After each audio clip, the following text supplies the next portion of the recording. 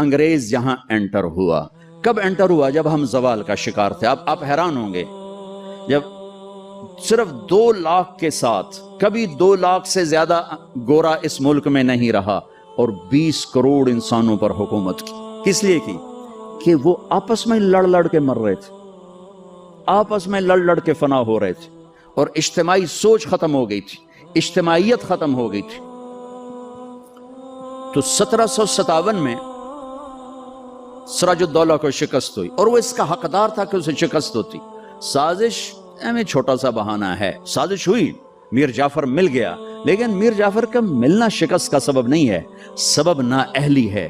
سراج الدولہ دن کے 12 بجے اٹھتا تھا، پورے بنگال کا بادشاہ، اور اس کے مقابلے میں کلائیو، لارڈ کلائیو، اس کی کلرک کی حیثیت تھی. وہ کم وقت دن چڑھنے سے پہلے گھوڑے پہ سوار ہوتا تھا، اور دن چھپنے کے بعد گھوڑے سے اترتا تھا. وہ سارا دن گھوڑے کی پشت پر، اور وہ سارا دن رات کنیزوں کے درمیان، لونڈیوں کے اندر سراج الدولہ، اور دن میں سوئے ہوئے ہیں. نواب صاحب 12 بجے اٹھیں گے تو شکست تو پھر مقدر ہے. میدان ان کے ہاتھ میں ہوتا ہے جو میدان میں کھڑے ہوتے ہیں.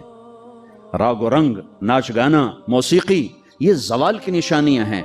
جو قومیں تباہ ہوتی ہیں وہ سارنگی کی سر پہ تباہ ہوتی ہیں.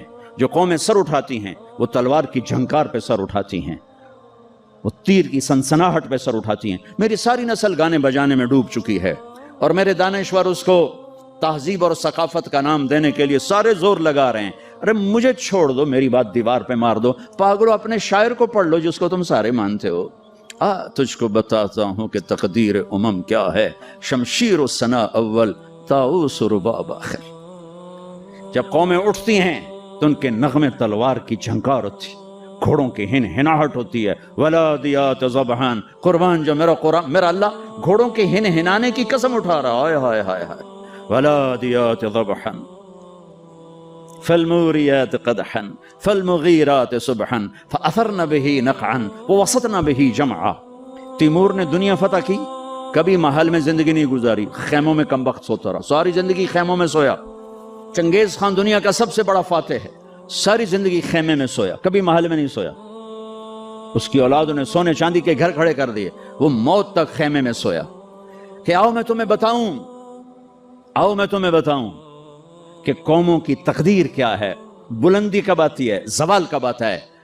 جب شمشیر ہوتی ہے، تیر و تلوار کے نغمے ہوتے ہیں تو یہ اوپر اٹھتے ہیں، اور جب تان سین ہوتے ہیں اور طبلے کی تھاپ ہوتی ہے اور سارنگی کی سر ہوتی ہے اور گانے والی کیا آواز ہوتی ہے، تو پھر وہ قومیں سو جاتی ہیں، ڈوب جاتی ہیں، ہلاک ہو جاتی ہیں، تباہ ہو جاتی ہیں. تم شریعت کو بیچ سے نکال دو، تاریخ کو بیچ میں لاؤ کہ قوموں نے عروج کیسے پکڑا، زوال کیسے آیا. سارے حکمران ڈوبے ہوئے تھے سارنگیوں میں، کنیزوں میں، تو اللہ نے انگریز بھیجا، جاؤ ان سب کو جوتے مارو اور ان کو تخت سے کان سے پکڑ کے اتار دو. آخری میں ٹیپو سلطان تھے. لیکن جب کوئی قوم ڈوبتی ہے تو ایک فرد مشکل سے ہی کسی کنارے لگا سکتا، لہذا وہ اپنی جان کی قربانی دے گئے. 1799 4 مئی 1799 دریائے توی وہاں بہتا ہے، اس میں اپریل کے اینڈ میں سیلاب شروع ہو جاتے ہیں اور فوجیں رک جاتی ہیں.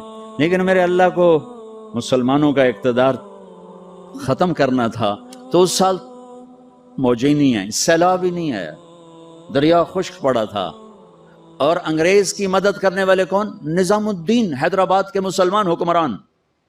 مرہٹے تو چلو ہندو تھے. جب ضمیر سوتا ہے، جب حکومتیں کیوں چھینی؟ کہ ٹیپو جیسے شاہ سوار کے لیے، شیر نر کے لیے نظام الدین کی فوج آ رہی، مسلمان فوج آ رہی، اس کے لیے تو انہیں ڈوبنا چاہیے، انہیں مرنا چاہیے، انہیں غلامی کا طوق پہننا ہوگا. میرے رب کا نظام ہے، میرے رب کا قانون ہے کہ یہاں نااہل کو نہیں بٹھایا جا سکتا، اہلی آتے ہیں تو نظام چلتا.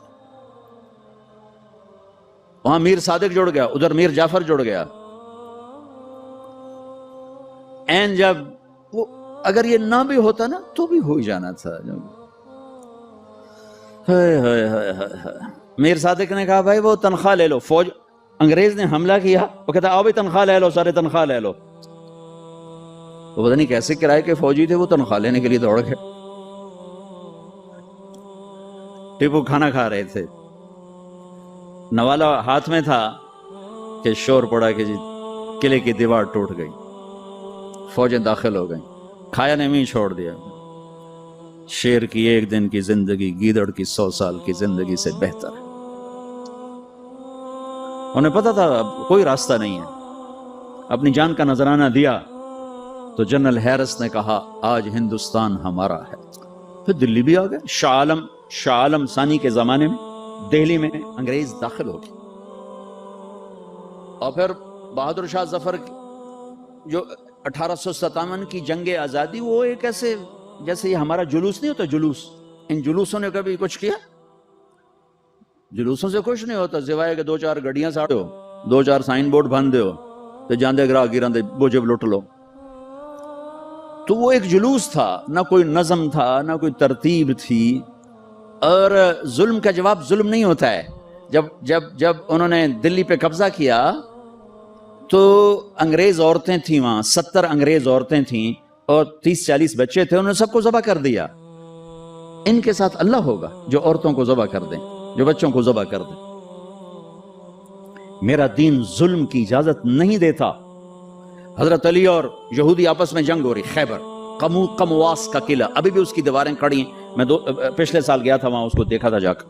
جہاں سے حضرت علی چڑھے، دروازہ توڑا سر، تو اس پر وار کرنے لگے. اس نے منہ پہ تھوک دیا، تلوار پیچھے کر لی کہ چلو دوبارہ.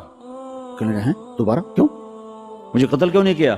تو میرے اوپر چھا گیا تھا کہ پہلے تو میں اللہ کے لیے قتل کر رہا تھا، جب تو نے میرے منہ پہ تھوکا تو مجھے غصہ آ گیا. مجھے ڈر لگا کہ تمہارا قتل میرے غصے کی وجہ سے کہیں نہ ہو، اللہ نہ ناراض ہو جائے. میں تمہیں اللہ کے لیے قتل کر رہا ہوں. انہوں نے کہا میاں مجھے کلمہ پڑھا دے، مجھے نہیں لڑنا. اور جب اسلامی لشکر جاتے تھے تو حکم ہوتا تھا کسی بچے کو نہیں قتل کرنا، کسی عورت کو نہیں قتل کرنا، کسی گرجے کے راہب پادری کو نہیں قتل کرنا، بوڑھوں کو نہیں قتل کرنا، درختوں کو آگ نہیں لگانی، درختوں کو نہیں کاٹنا.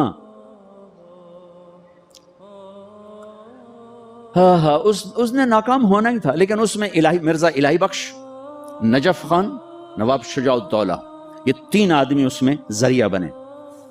لیکن وہ نہ بھی ذریعہ بنتے تو بھی وہ معاملہ 4 دن بعد پھر ہو جاتا. 4 دن پہلے 4 دن بعد ہوتا. لیکن ان کے ماتھے پر رسوائی کا داغ لگنا تھا، اور ان کی قبروں نے موت تک نحوست دیکھنی تھی، اور ان کی ہڈیوں نے نحوست دیکھنی تھی. تو مرزا الہی بخش، نواب شجاع الدولہ اور نجف خان، یہ انگریزوں سے مل کر انہوں نے راستہ بنایا، اور یوں 1857 پر آ کر مکمل زوال ہو گیا.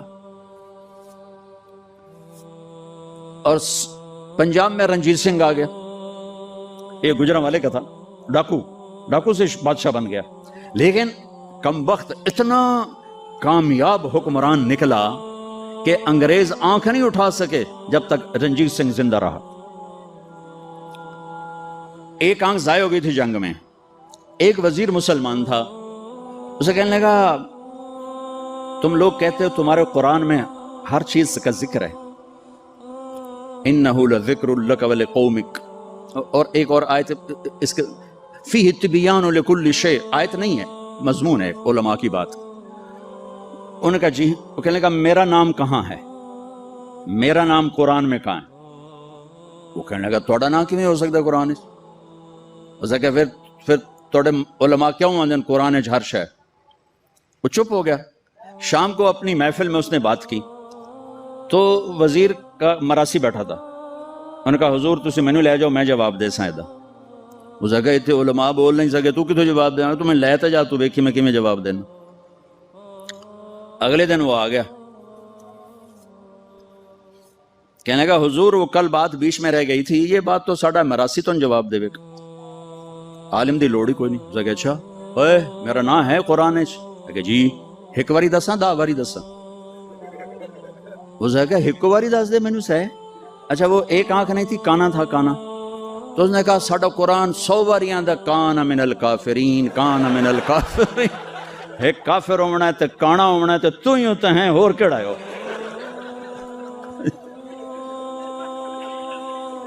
1818 میں اس نے میرا ضلع ملتان فتح کیا.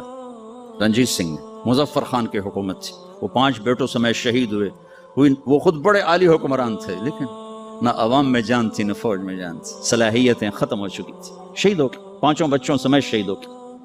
پھر اس کمبخت نے وہاں میرے علاقے میں 3 بازار حسن قائم کیے. ایک ملتان میں بنایا طوائفوں کا اڈا, ایک کیروڑ پکا میں بنایا, اور ایک میرے تلمبے شہر میں آیا, اور وہاں اس نے کوئی 1 مہینہ قیام کیا, چونکہ بہت خوبصورت جگہ تھی, دریا راوی اس کو ہٹ کرتا ہوا گزرتا تھا, اور کھجوروں کے باغ تھے بڑے زبردست. ایک بازار حسن اس نے وہاں بنایا. پچھلے کوئی 8 سال سے میں نے وہاں جانا شروع کیا, ملنا شروع کیا. وہ بازار حسن اب ختم ہو چکا ہے.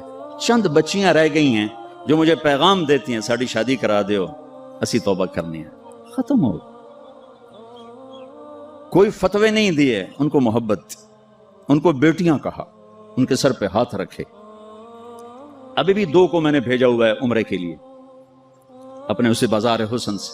انہوں نے مجھے وہاں سے فون کر کے رو رو کے ان کا برا حال, وہ مجھے دعائیں دے رہی کہ ایسا کدی رب دا نا ہی نہ سنیا, تو سانو رب دا گھر بھی کھا چھڑے. تو اب چندے کو وہ بیچاری روتی ہیں کہ ساڈے کول ہور پیشہ کوئی نہیں تھا, عزت دیون واسطے تیار کوئی نہیں. میں تو جب سے طوائفوں سے ملا ہوں مجھے طوائفیں مظلوم نظر آئی ہیں اور انہیں نچانے والے ظالم نظر آئے ہیں. ان کے جسموں سے کھیلنے والے درندے ہیں, انہیں گھنگرو پہنا کے نچانے والے بھیڑی اور درندہ نما انسان ہیں. وہ تو مظلومیت کی ایک عجیب داستان ہے. کون عورت ہے جو روزانہ کسی کے لیے تیار ہو؟ کس عورت کی فطرت ہے کہ وہ ہزاروں ہوسناک نظروں کے سامنے ناچے اور گھنگرو باندھے؟ وہ سٹیج پر ان کا گھنگرو چھنکتا ہے اور تنہائی میں ان کی آنکھیں چھلکتی. کہ میرے دیس کے مالداروں کا ظلم ہے کہ وہ انہیں نچانے کے لیے تو تیار ہیں, انہیں چادر پہنانے کے لیے تیار نہیں ہیں. میں زمینداروں کا بیٹا ہوں, میں نے سب اپنی آنکھوں سے دیکھا.